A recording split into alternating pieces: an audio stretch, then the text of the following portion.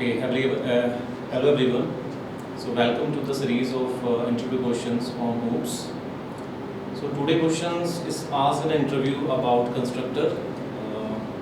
So I would like to tell you about that before knowing the concept of constructor, you must have knowledge of few words.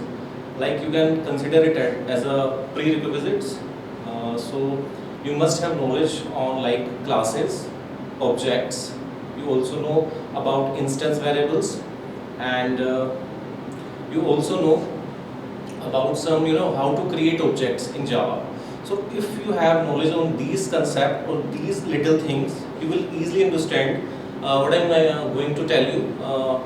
Okay, so the question we have today that is about the constructor. So basically the question asked has three parts.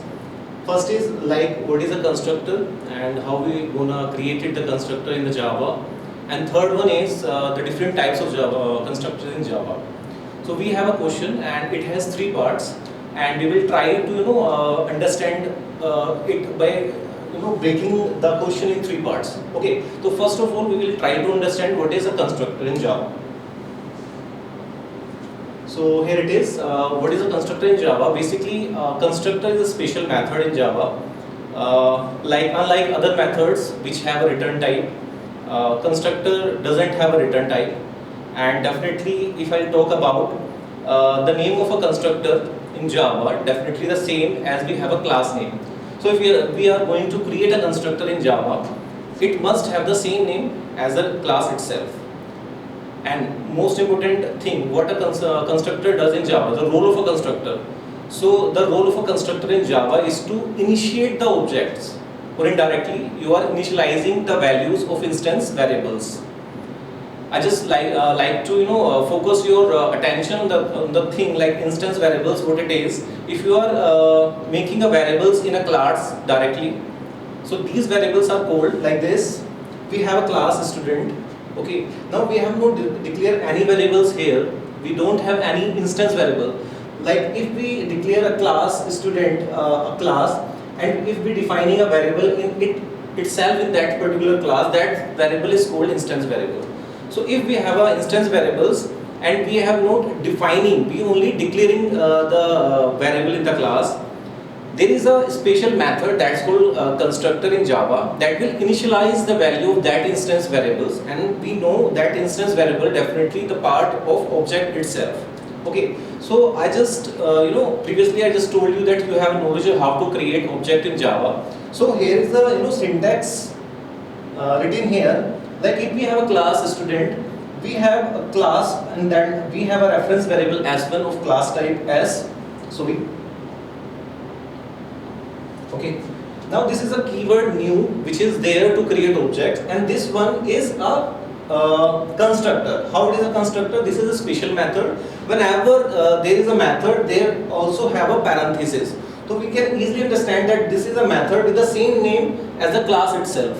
Okay, so when we are going to create an object, it is called automatically, and the purpose of this constructor especially is there to initialize the object, or indirectly we are initializing the instance variable. Okay, so I hope this concept is very much understood to you. Okay, by this example, the main purpose of main purpose of constructor is to initialize the object.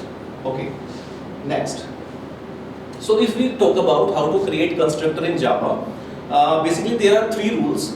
First of all, the name of the constructor is the same as the name of the class. Okay, as we have seen before, we have a class student, and definitely the constructor name is also student. Okay. Second rule is this, that constructor doesn't have any return type.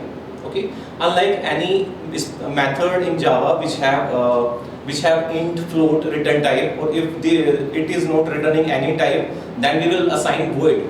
So even void is not there to in front of constructor. We are not assigning any return type. It is single name as the class name. Okay, and definitely one more thing, the constructor is there in the class itself. Class. Okay, so we have just discussed that how we are creating the constructor. Constructor rule number one, the constructor is there in the class. It has the same name as the class itself, and third one, it doesn't contain any return type. Okay, so these things they are to create a constructor in Java. Last one, we have types of constructor. Okay, so especially in Java, we are talking about the type. We have two types of constructor in Java. Like one is default constructor, and second one is parameterized constructor. Okay, so if we talk about default constructor, we definitely know that if a constructor is there with the same name as of the class, we don't have any parameter in default constructor. Okay, so here is an example. We have a class student, we assigning some instance variable here, and so we have that particular constructor which doesn't have any parameter in it. Okay, as you can see. So here we are just initializing the values. So in that case, if you want the instance variables in the class, you want to print that. Okay, if you doesn't have the constructor and you want to print these values or use to these values, then definitely it will not print anything. Okay, so what the constructor does, it initializes the value. So if in that case you want to print that string name and int age in your main method here itself, okay, so these two values as .1 name and as .age will be taking the values from the constructor itself. Okay, so that particularly the main purpose of a constructor, to initialize the instance variables, or you can say when you are creating the object. Okay, this object initializing by that particular default constructor. So default constructor is there to initialize the object, and the definition of default constructor is this, that it doesn't contain any parameterized values. So there is no parameter value in the constructor. Okay. Second type. So we have second type, that's called parameterized constructor. Definitely the role of the constructor is same here, but the signature of that constructor is different. As you can see that we have a class book. Okay, then we have another method that is book, because it doesn't have any return type. It also have some parameters in it, because this method has the same name as the class. This is a constructor, and it also has the